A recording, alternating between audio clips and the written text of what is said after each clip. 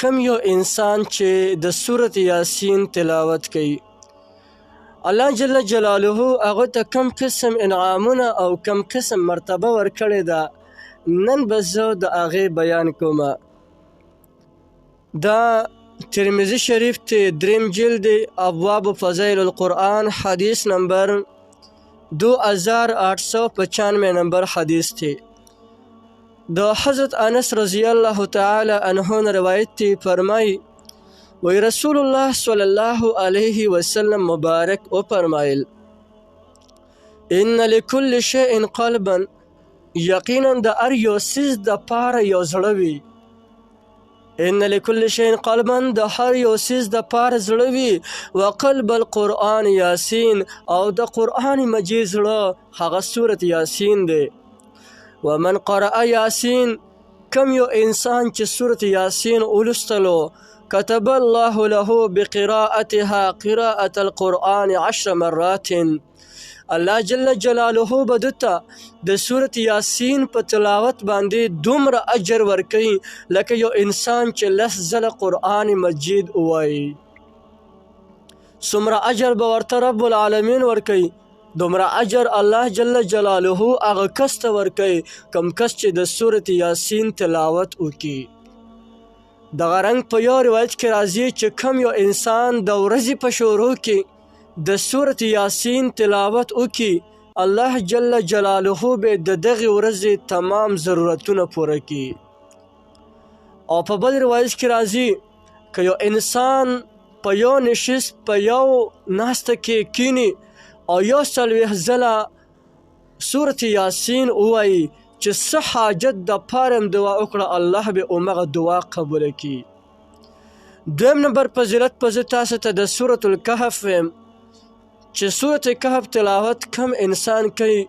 الله جل جلاله هغه ته کم قسم انعامونه ورکوي نو د هغې په باره کې به زه نن تاسو ته یو مختصر غوندې حدیث ویم دا ترمذی شریف ته دریم جلد اومغه ابواب فضائل القرآن دی او حدیث نمبر 2894 نمبر حدیث ته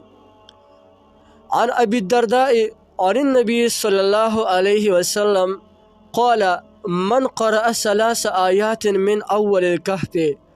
حضرت ابو درداء رضی الله تعالی عنہ فرمای وی رسول الله صلی الله علیه وسلم مبارک فرمایل سو فرمایل چا چې اول آیاتونه اول 3 آیاتونه د سورة الکهف ویلې عصم من فتنة الدجال د انسان د دجال د فتنې نه محفوظ پاتې شلو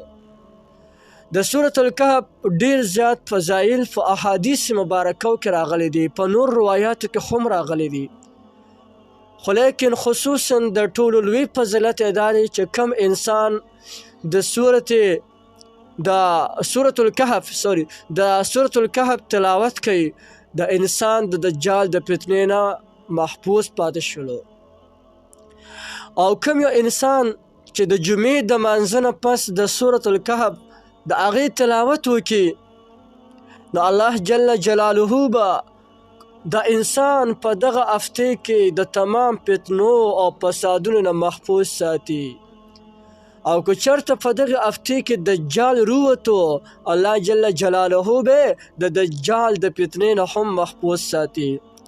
نو یاره موږ له هم پکار دي چې روزانه دا دواړه سورتونه د ورځې په شروع کې دا ویو سورت یاسین لازما ویو خصوصا کله د سحر منځ وشي نو ډایرکټ کینو او د سورت یاسین تلاوت وکړو او روزانه قرآن کیدی شي چې د سورت الکهف تلاوت لازما کوو او کنه